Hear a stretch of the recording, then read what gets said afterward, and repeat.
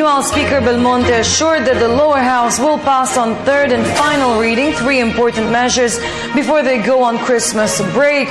These include the 2015 General Appropriations Act, the special authority of President Aquino to address the looming power shortage, and the supplemental budget. Again, here's Freddy Abando. With only 2 weeks left before Congress adjourns for the Christmas break, the House will have a full schedule to include extending sessions until Friday of this week. There were 3 priorities: the approval of the proposed 2015 national budget of 2.606 trillion pesos, the passage of the joint resolution to grant the President the authority to address the looming power shortage for the summer months of 2015, and the approval of the proposed supplemental budget of 22.467 billion pesos.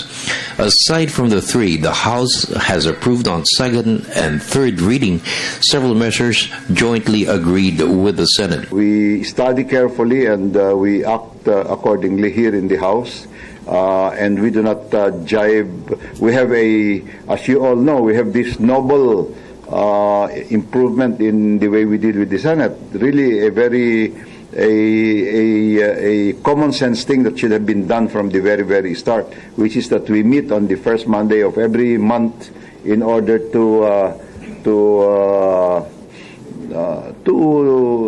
see what we should be doing during that month, and to see which bills have a chance of being approved by both houses. And let me just assure you that these bills I mentioned pass the scrutiny of the leadership of the Senate as well as the leadership of the House. The 2015 national budget is still with the Bicameral Conference Committee. The House and Senate panels are expected to resolve the differences of their approved versions. The final version approved by both panels will be ratified in plenary by both houses. President Aquino is expected to sign the 2015 General Appropriations Act by December 21. The supplemental budget will be ready for debates before the end of the week. 26 items in the proposed allocation of 2.467 billion pesos will cover the obligations of commenced and completed projects funded by the Disbursement Acceleration Program, which were stopped by the Supreme Court's ruling declaring the DAP unconstitutional. Speaker Belmonte made it clear the House will not entertain additional projects. It's very difficult to say you want to amend this or amend that, because the supplemental budget was supposed to cover projects under DAP and PDAP which were completed or already obligated but had not been paid, and therefore to protect ourselves from lawsuits, they have to be paid for. The resolution to grant the President the authority to deal with a power deficit by the first quarter of the year will simply focus on the interruptible load program. Private companies with embedded power will participate in the program and will be rewarded with perks to include payment for fuel costs and the reimbursement of their VAT.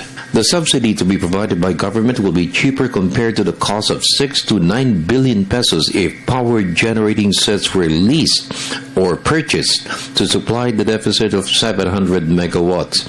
The House will participate in the interruptible load program. Meralco wants us to join that, and I'm 100% for joining it under one form or another. They have come to us and said, pwede kayo, meron kayong excess power at certain times.